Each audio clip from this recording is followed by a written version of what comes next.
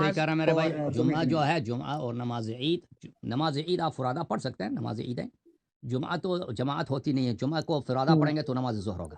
حسن اللہ یاری تو کہتے یہ ہیں جو کہ آپ جمعہ کے کی شیعہ نماز مولوی پرانے زمانے میں تو شیعہ پڑھتے ہی نہیں، نماز جمعہ تھی نہیں نا۔ السلام علیکم دوستو، آج کی ویڈیو میں ہم آپ کو حسن اللہ یاری کی وہ ویڈیو دکھانے والے ہیں جو کہتے ہیں کہ آج کل کے دور میں کوئی جمعے کی نماز نہیں ہے، تو جو اس وقت جمعے کی نماز پڑھتے ہیں وہ حدیث اور قرآن کے خلاف کر رہے ہیں۔ تو دیکھتے ہیں پہلے حسن اللہ یاری کی یہ ویڈیو، تو پھر ہم آپ کو مولانا منظور وینکل صاحب کی وہ ویڈیو بھی دکھائیں گے۔ تو السلام علیکم۔ وعلیکم السلام یا علی مدد۔ یا علی مدد، کون ہے کالر؟ کہاں سے کال کیا بھائی؟ میں سید جعفر حسین بات کر رہا ہوں آئرلینڈ سے، بیسیکلی پاکستان آئرلینڈ سے سید جعفر حسین بھائی، حکم کریں بھائی۔ جی، اللہ پہ یقین ہے؟ تھوڑی سی بے شک رب کی ذات ہے۔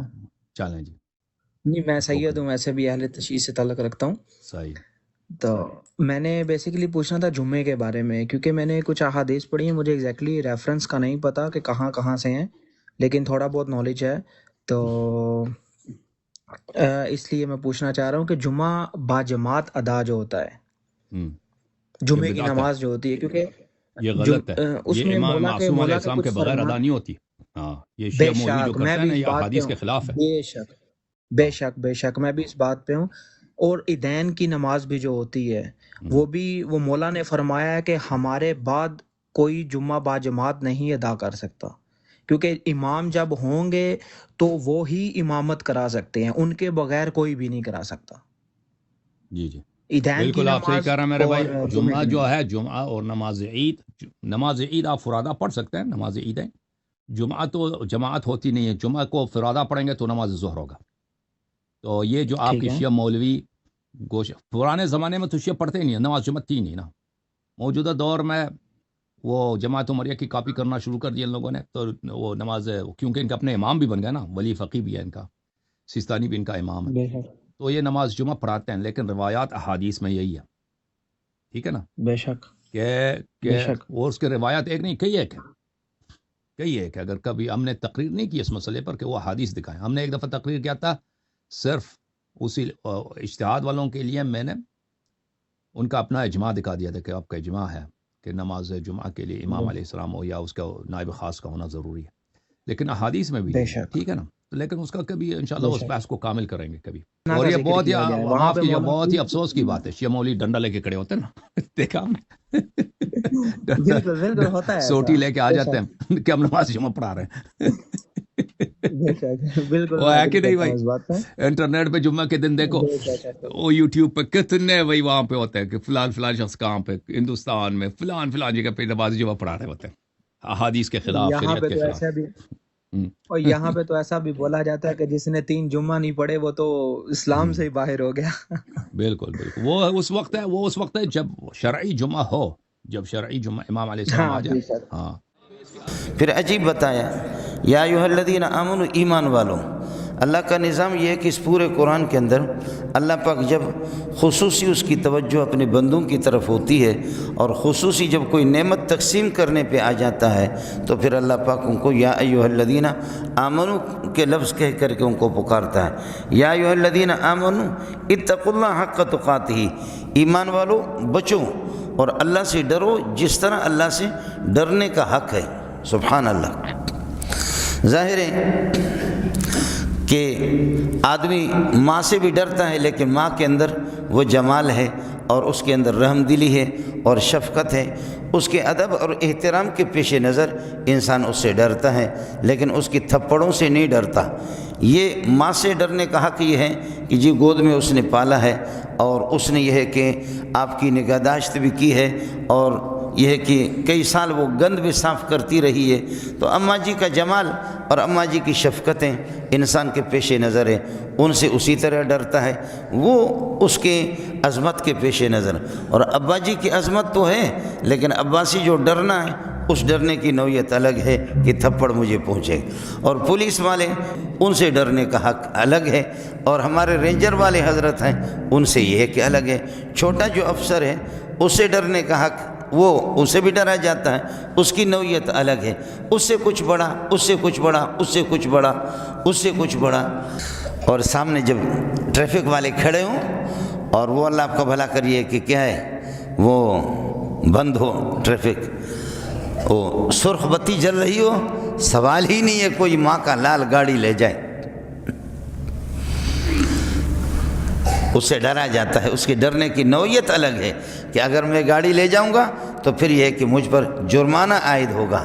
یا ایھا الذین آمنو، ایمان والو، ماں سے بھی ڈرتے ہو، بڑے بھائی سے بھی ڈرتے ہو، باپ سے بھی ڈرتے ہو، سردار سے بھی ڈرتے ہو، مرداروں سے بھی ڈرتے ہو، اور اللہ آپ کو بھلا کہ خان سے بھی تمہیں ڈر ہے، چودھریوں سے بھی تمہیں ڈر ہے، اور پولیس سے بھی ڈر ہے، پاک فوج سے بھی ڈر ہے، لیکن ہر ایک کی ڈرنے کی نوعیت الگ ہے۔ اتقوا اللہ حق تقاتہ، اللہ سے اس طرح ڈرو جتنا اسے حق ہے، اس کا حق ہے، اس کی نوعیت الگ ہے۔ اتقوا اللہ حق تقاتہ، باپ سے ڈر جیسا اس کا حق ہے، بڑے بھائی سے ڈر جیسا اس کا حق ہے، رینجر سے ڈر جیسے اس کا حق ہے، پولیس سے ڈر جیسے اس کا حق ہے۔ ہر ایک کی ان کی طاقتوں میں فرق ہے، ان انگلیوں میں فرق ہے، لیکن یہ طاقتیں کیا ہیں؟ یہ سارے کے سارے جن کا تذکرہ میں کر رہا ہوں، یہ سارے کے سارے چاہے پولیس ہوں، سردار ہوں، وڈیرے ہوں، چودھری ہوں، ان کی کیا طاقت ہے؟ کیا طاقت ہے؟ سارے پیشاب کے سامنے ہیچ ہے، ہیچ ہے۔ اللہ اکبر، کوئی بڑا نہیں، ایک اللہ کی ذات بڑا۔ اکبر شاہ جس وقت مر رہا تھا تو اس کے ناک پہ مکھی بیٹھ گئی تو ایسے کہنے لگے بھائی اکبر کا معنی غٹ، بڑا، پٹھان کہتے غٹ، بڑا، وڈو، بہت بڑا۔ تو ہمیں تو بڑے بڑے لوگ ہوتے ہیں، اکبر اکبر، لیکن اکبر جس وقت مر رہا تھا جن دنوں میں ہے تو بے کسی، اس کی بے کسی تھی، سمجھدار آدمی تھا، آنکھیں اس طرح اس کی ہے کہ بند ہو رہی ہے، کھل رہی ہے، ناک پہ آ کر کے ایک مکھی بیٹھ گئی تو کہنے لگے لوگو دیکھ لو، لوگو دیکھ لو، اکبر بھی، لوگ بھی دنیا میں اس کو کہتے تھے اکبر بڑا آدمی ہے، کوئی بڑا مڑا نہیں ہے جو مکھی کو اپنی ناک سے نہ ہٹا سکے بے کسی کے عالم میں۔ آج میرا دماغ ٹھیک ہو گیا، اکبر ایک عرش والی ذات ہے اور کوئی نہیں۔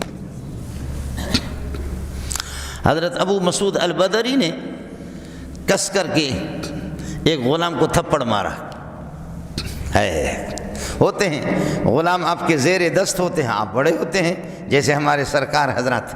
ابو مسعود بدری کہتے کہ میں نے غلام کو تھپڑ مارا، سونے محمد کی نگاہ پڑ گئی، اچانک نبی پہنچا، فرمایا کہ ابو مسعود للہ اقدر منک علیہ، واہ کیا فصاحت ہے۔ آپ اور ہم تو ان عربیت سے واقف ہیں، انگریز کے پتلوں آنکھوں سے لگانے والے اس جملے پر عرب روتے رہے، محمد کی فصاحت کو داد دیتے رہے۔ للہ اقدر منک علیہ، ابو مسعود وہ ذات کتنی طاقتور ہے لیکن تو کتنی نافرمانیاں کر رہا ہے، پھر بھی وہ آپ کو ڈھیل دے رہا ہے، وہ آپ کو مہلت دے رہا ہے، وہ آپ کو کچھ نہیں کہہ رہا، اسے معمولی غلطی ہو گئی، تو نے کس کر کے اس کو تھپڑ مارا، خدا سے ڈر، وہ کتنے بردبار اور حلیم ذات ہے، وہ تیری گرفت نہیں کرتا، تو اس غریب کے معمولی اس کے معمولی جرم پر کس کر تو نے تھپڑ مارا اس کو۔ ابو مسعود اللہ سے ڈر، للہ اقدر منک علیہ، تیرا رب تجھ سے زیادہ، تیری طاقت سے زیادہ تجھ پر طاقت رکھتا، تو اس پر اتنی طاقت نہیں رکھتا۔ اتقوا اللہ حق تقاتہ، اللہ سے ڈرا کرو۔ اللہ سے ڈرنے کا مطلب یہ ہے جس طرح اللہ سے باپ سے ڈرتے ہو، پولیس سے ڈرتے ہو، رینجر سے ڈرتے ہو اور بڑوں سے ڈرتے ہو، یہ کچھ بھی نہیں ہے۔ پیشاب کے سامنے بھی ہیچ، بچھو آ جائے بھاگ جائے، کتے سے بھاگ جائے، چھپکلی سے بھاگ جائے، سردی کے سامنے ڈھیر، گرمی کے سامنے ڈھیر، ٹکے کے نہیں، بیماری کے سامنے ڈھیر، غم کے سامنے ڈھیر، یہ کچھ بھی نہیں۔ وہ کبھی نہ اس کو بیماری، نہ کوئی غم، نہ کوئی فکر، نہ کسی کا کوئی، اس پر یہ ہے کہ کوئی بس چلے، سوال ہی نہیں ہے۔ اس لیے جو جتنا طاقتور ہے اس سے اتنا ہی ڈرا جائے، اس کی قدرت اور اس کی طاقت کو دیکھ کر اللہ سے اس طرح ڈرو جیسے اسے ڈرنے کا حق ہے۔